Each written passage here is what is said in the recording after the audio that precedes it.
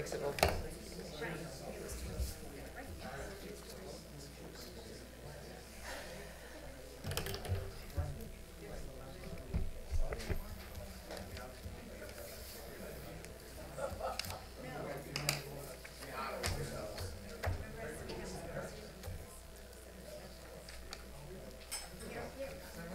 I'm tired. This makes you I'm tired, yeah, it does.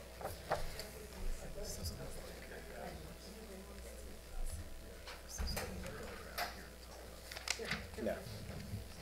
No, but we have the police. We have the police stuff, so there's probably, where don't you pointing? So that's that. We'll do that for the transcription. Like the rest of it. And then.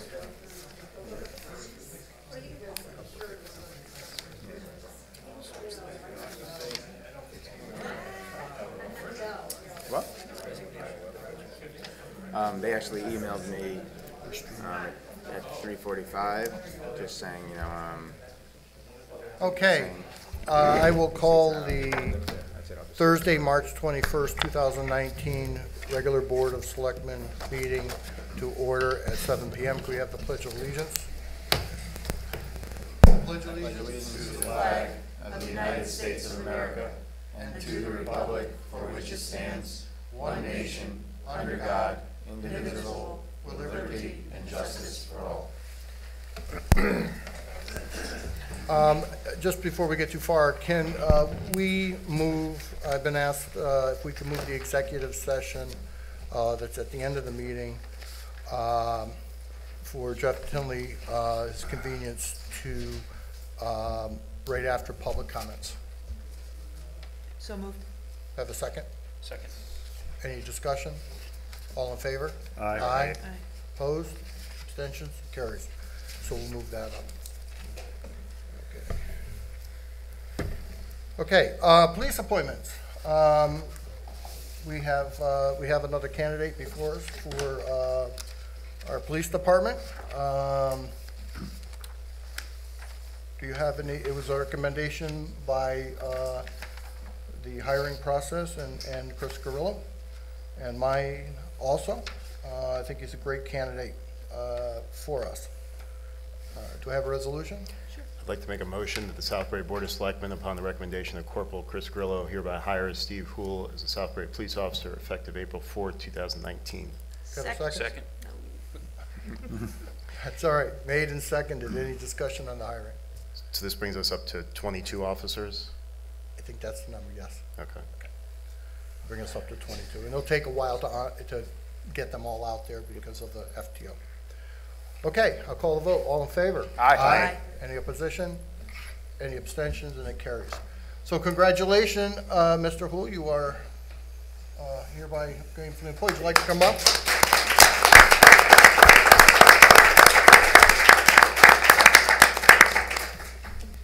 You have to be sworn in. Would you raise your right hand? Do you solemnly swear that you will faithfully discharge according to law the duties of the office of the Southbury Police Officer for the town of Southbury to the best of your ability, so help you God, effective April 4th, 2019? Get a picture with the board. I want it in the back. Move the mic. In the back. In the back. Let's make sure to get your arm in the picture.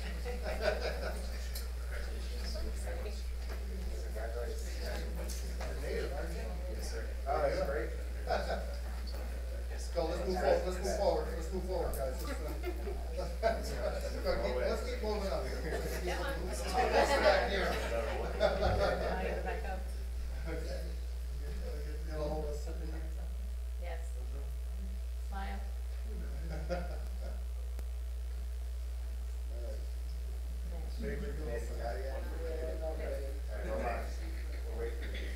Bill, did you get, you're all set? Yeah, it's on the group picture. Neighbor, you all set? Okay.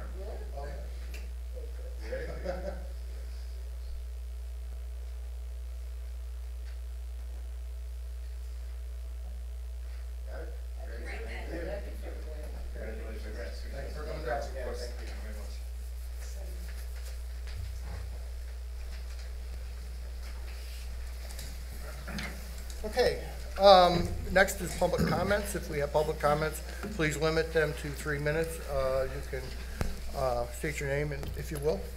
Any public comments? Ron Brandis. Ron, come on up. Scripts here, if you want. Thank you.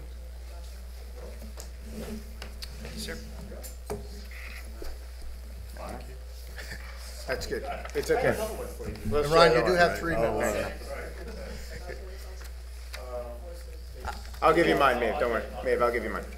So I'm Ron Brandis, I'm a resident of Southbridge since 2010, and I recently started the 5th District Citizens Climate Lobby here in Southbridge. I'm the group leader. CCL has over 110,000 members. We have chapters all over the world. We started one here.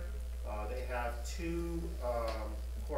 they have 6 core values, 2 of which we're focused on the Dividend Act, and we are a nonpartisan group. We work with elected officials and community leaders. The quality of our climate has no political affiliation. It affects all of us. So last October, I was picking up my daughter, and I was listening to NPR, and they were discussing the UN report, and they said, if we don't do anything about what's going on with climate, by the year 2100, we're not going to have much of a planet. So I said, I can't sit here and do nothing. So I got involved. So I went to one of the CCL meetings in Simsbury, and then had my first meeting in December. And we've had meetings since then. The purpose of the bill is to change our buying habits from fossil fuels to renewable energy. A fee is placed on fossil fuel at the source. The fee starts at $15 for carbon equivalent emissions and increases by $10 each year. 100% of that goes back to the consumer and will benefit about 2/3 of the households. Last Friday, if you all remember, there's about 1.5 million kids who protested climate justice. This all started from this girl in Sweden. And she said, one of her comments was, since the adults started this mess, which is us, we need to clean it up. So I figured we should start here. And what can we do? I'm advocating for a clean action group. There's benefits. Taxpayers will save money. Taxpayers will have a healthier life. And Connecticut Green Bank offers great financing. And there's a lot more benefits which I don't have to do. One good resource, which I think you guys all know, is Sustainable Connecticut. It's a certification program which involves current mayors and selectmen and the president of Connecticut Green Bank. There's plenty of data supporting successful clean action initiatives. I think as leaders, we should get out in front of this issue. It would help us be better prepared for the increase in severe storms that we are seeing, and at the same time, reduce our carbon footprint. I am specifically asking that we help our children, all the residents here, and our planet advocating for a clean action group. I'm also asking your support for the HR 763, which is the Energy Innovation Carbon Dividend Act, by writing to our representatives. I have, and that's it. Thank you. Thank you for your Thank you. time. Thank you. Thank you. And I hope you guys consider it. Thank you. Thank you. Any other public comment?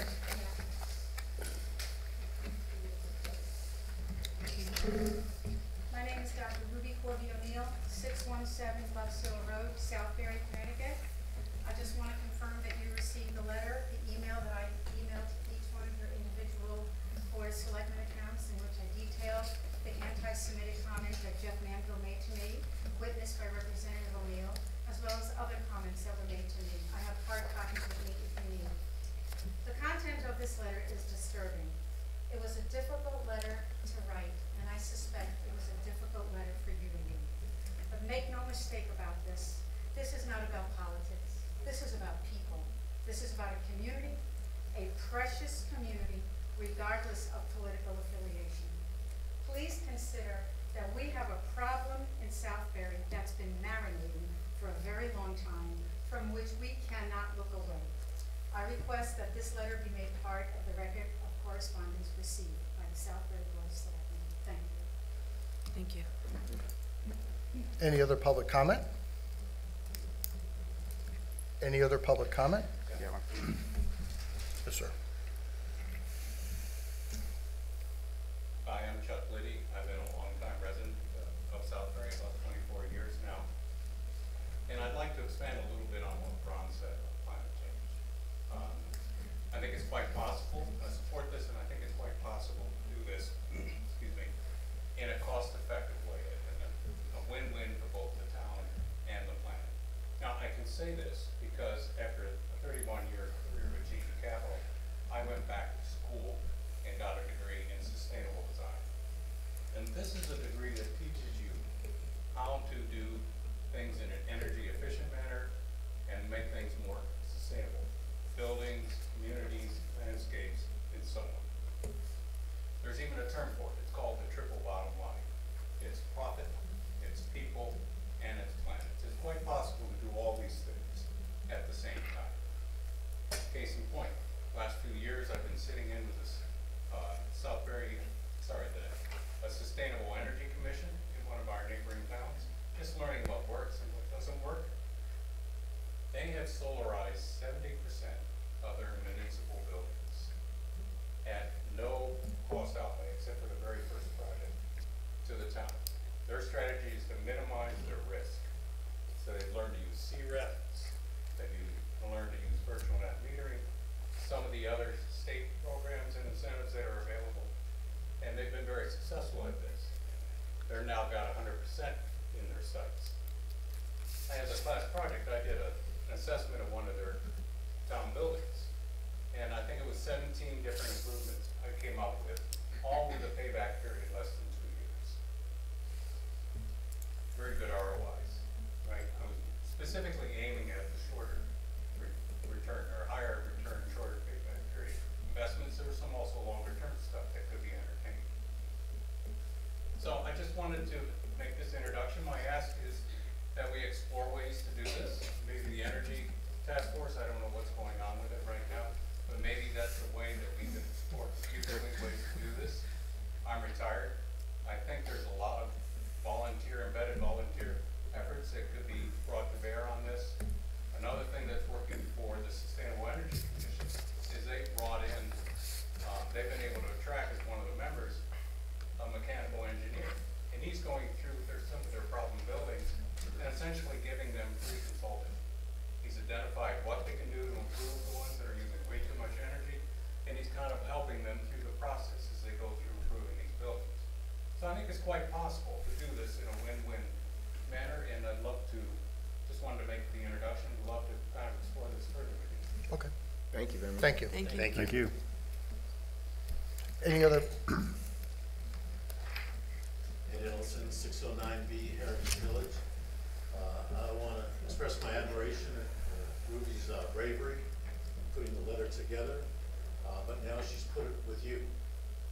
I find this somewhat ironical that I'm now on the Strategic Planning Commission. And one of the things you all adopted was a set of values that included diversity and inclusiveness.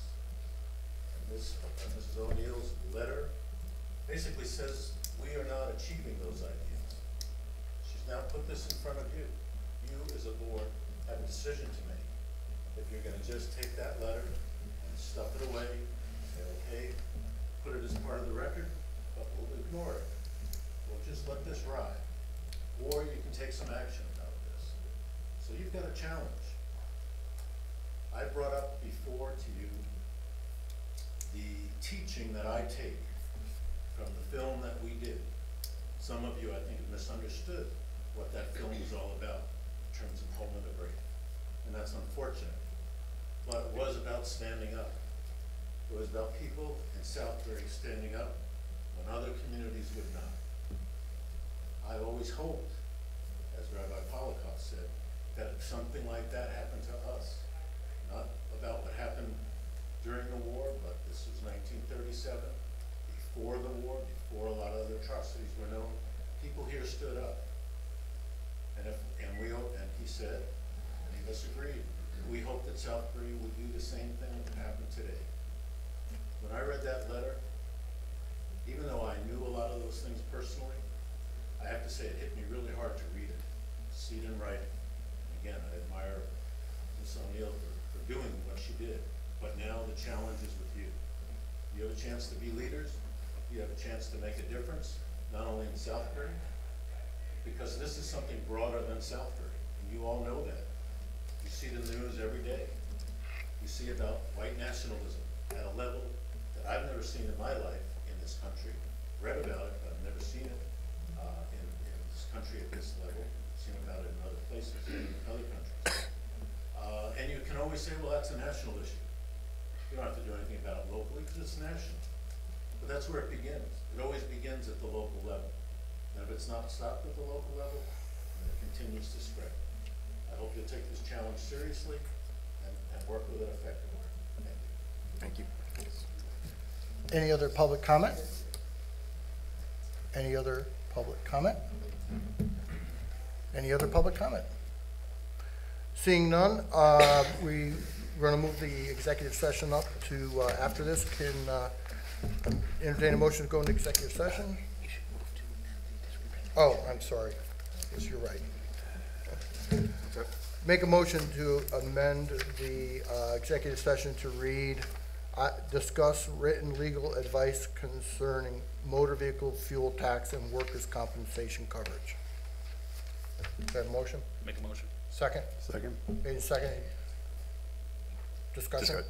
I'm just going to recommend in the future that for the public's benefit, if we're going to have an executive session in the middle of the meeting, that instead we start the meeting at like 6:30, so we don't end up in this situation where people are waiting for some other items that we have on the agenda.